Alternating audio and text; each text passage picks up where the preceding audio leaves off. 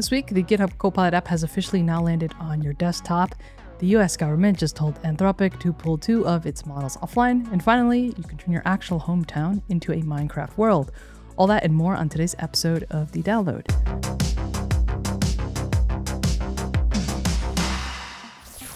Welcome to The Download, the show where we keep you up to date on all the latest and greatest developer news and open source projects. Hi, I'm GPS, dev advocate here at GitHub, and let's get right into it. First up, the GitHub Copilot app is now generally available for Mac OS, Windows, and Linux. So go ahead and clear a little space on your dock or taskbar because this is the agent-native desktop experience built on GitHub. And perhaps you are wondering, why do we need another app? We already have the GitHub Copilot CLI and GitHub Copilot inside of VS Code. And that is a great question. The difference is that the app's goal is to be a control center across all of your GitHub primitives. Because so many developers are running multiple agents across multiple repositories at once, and the context just scatters. You lose track of what's running and where your judgment is actually needed. So you start a session from an issue, a pull request, or just a prompt. Each one runs in its own Git work tree, an isolated copy of your branch, so your parallel agents don't step on each other, and the app handles all the setup and cleanup. You review the diff, validate it in the integrated terminal in the browser, and open a pull request that respects your team's existing checks. There's even agent merge, which carries that PR through review, monitoring, CI, tracking required, reviewers, all of that good stuff, addressing failing checks, and you decide how far it goes and what actually ships. They've also added canvases, which is a shared work surface where you and the agent work on the same thing at the same time, a plan, a pull request, a terminal, a dashboard, you name it. The agent updates it as you work, and you can edit, approve, or redirect right there, so progress isn't buried in a long chat thread. Plus, cloud automations for scheduling recurring agent work, and bring your own model and tools through MCP servers and skills.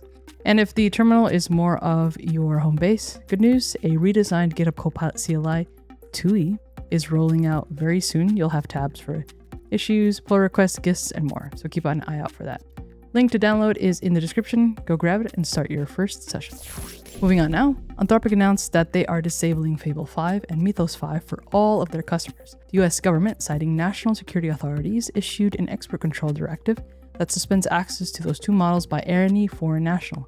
And to stay compliant, Anthropic had to switch them off for everyone. Their understanding is that the government believes someone found a way to jailbreak Fable 5, but Anthropic says they reviewed the demonstration and it only surfaced a small number of previously known minor vulnerabilities, the kind other publicly available models can find anyway, without any bypass. So they're complying with the directive, but they publicly disagree that a narrow finding should pull a model used by hundreds of millions of people. Every other Anthropic model is unaffected, and of course, you can keep right on using them inside of GitHub Copilot, so your workflow doesn't have to skip a beat. And to end this episode, this one is just pure fun. It is an open source project called Arnis. And what it does is creates complex and accurate Minecraft worlds that reflect real-world geography, typography, and architecture.